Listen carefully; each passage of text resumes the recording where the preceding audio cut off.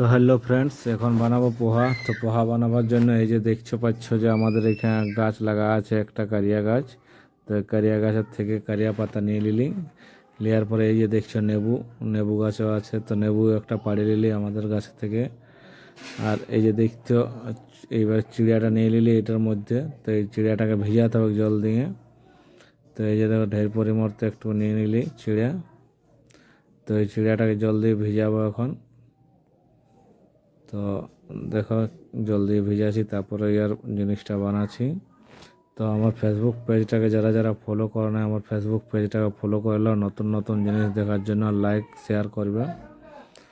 এটা বাচ্চাদের জন্য খুবই ভালো, বাচ্চা সবার জন্য এটা ভালো। বাচ্চা যদি টিফিন স্কুলের জন্য বানাতে পারো এটাই। তো আমারও বেটা স্কুল যায়, তো আমিও এইভাবে টিফিন বানান দিচ্ছি আমার বেটার জন্য। তো তোমরা এইভাবে এই জিনিসটা ট্রাই করতে পারো, একবার ট্রাই করে দেখবে কেমন খেতে লাগে। তো ট্রাই করাটাই কোনো অসুবিধা নাই। দেখবে যদি পছন্দ লাগে তো তোমরাও এইভাবে বানাতে পারো। তো একবার থেকে দুবার ধুয়ে নিলি চিড়িয়াটাকে, চিড়িয়াটা ধুয়ে দিলে একটু নরম হবে। তো একটু নরম হতে হতে আমি তোকে কড়াটা একটু গরম করে নিচ্ছি। কড়াটা একটু ভালো করে সাফ করে নিচ্ছি। তো সাফ করার পরে এটাতে দেব তেল। তো এরপরে তেল দিব। কড়াটা গরম হয়েই গেছে।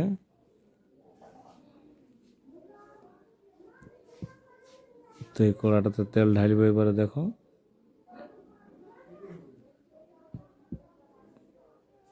কড়াটা একটু গরম না করলে এবার তেলটা দিলি। তেলটা দেওয়ার পরে একটু হালকা গরম করলেও তেলটা দেখে ফোড়নটা দেওয়া ভালো হয়। ওই যে দেখলে যে কারিয়া পাতাটা আমি বাড়ির থেকে তুলে নিয়ে আলি। তো ওই কারিয়া পাতাটা এটাতে দিব। তো একটু তেলটা গরম হোক, তারপরে আমি দিব এটাই। তো তেলটা মোটামুটি গরম হতেই চলেছে। তো এরপরে কারিয়া পাতা দিব, আর এই যে দেখছো কালো সরষে আছে, কালো সরষেটা দিব এটার মধ্যে। তাহলে একটু টেস্টটা বেশি হবে। পোহা এটা তোমাকে লাগবে কি কারিয়া পাতা। আর এবারে দেখছো চানা ডাল আর বাদাম নিয়ে নিয়েছি। আর এটার মধ্যে পেঁয়াজও অ্যাড করতে পারো। তো আমাদের এখন ঘরে একটু ইয়ে আছে, ওই জন্য পেঁয়াজ আমরা এটাতে ব্যবহার করছি নাই।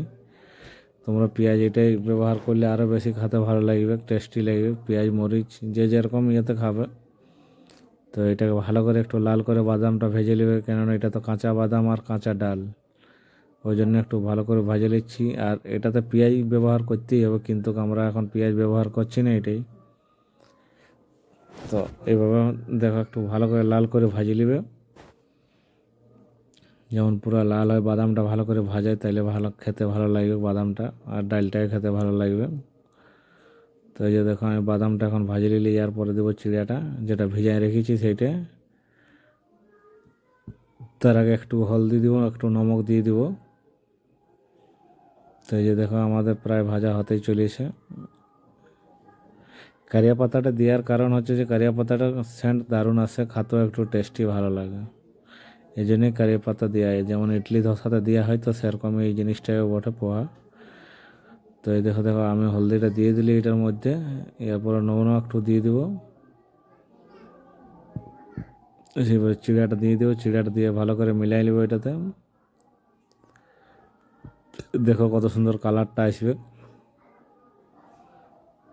এটা তো সকালেও খাওয়া যাবে, সন্ধ্যাবেলায় খাওয়া যাবে খেতে ইচ্ছা করলে। এটা সেই সুজির যেরকম বানায় সেরকমই এটা হবে। সকাল সন্ধ্যায় যে কোনো টাইমে এটা খেতে পারো, খেতেও ভালো লাগবে কিটে। একবার বাড়িতে ট্রাই করে দেখবে কেমন লাগে খেতে, তারপরে আমাকে কমেন্ট করে জানাবে যে কেমন খেতে লাগছে না নাই লাগছে ভালো।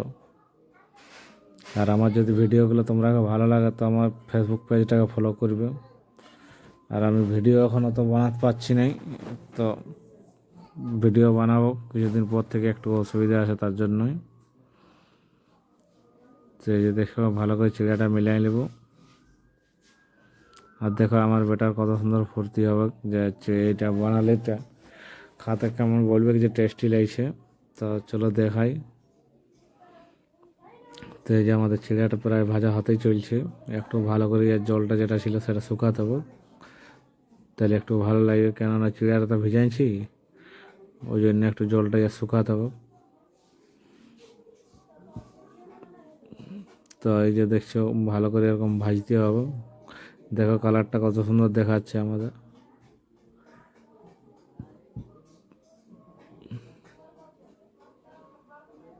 তো এরকমভাবে চিড়িয়াটা তোমরা ভাজি নিবে এরকমভাবে। এই জিনিসটার নাম হচ্ছে যে পোহা। এই জিনিসটার মধ্যে তবে পেঁয়াজটা তোমাকে অ্যাড করতেই হবে, পেঁয়াজ না অ্যাড করলে ভালো লাগবে। পেঁয়াজ যদি অ্যাড করো তাহলে খেতেও একটু আরও ভালো লাগবে। তো এই যে দেখতে পাচ্ছ যে আমাদের জিনিসটা হতে চলছে, জলটা শুকছে, একটু জলটা শুকুক তারপরে আগে নিচে নামাবো।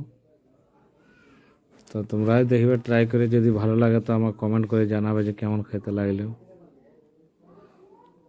এটা বাড়িতে বানাচ্ছি তো এই জন্যই, কম তেল মশলার মধ্যে। বাচ্চার কোনো এটাতে প্রবলেম হবে না, শরীরও ভালো থাকবে, অসুবিধা কিচ্ছু হবে না। টিফিনেও এটা নিয়ে যাওয়া যাবে স্কুলকে। তো আমাদের হয়েই গেছে কমপ্লিট। তো গ্যাসটা বন্ধ করে দেবো। গ্যাসটা বন্ধ করে দিলি এরপরে দেখো আমরা খাচ্ছি আমি। তো এটার মধ্যে একটা নেবু যেটা পেড়েছিলি সেই নেবুটা নিচ্ছি। নেবুটা নিয়ে একটু দিলে আর দেখো আমার বেটা খাচ্ছে। তো দেখো কেমন সুপার বলছে। ঠিক আছে, বাই, পরে দেখো।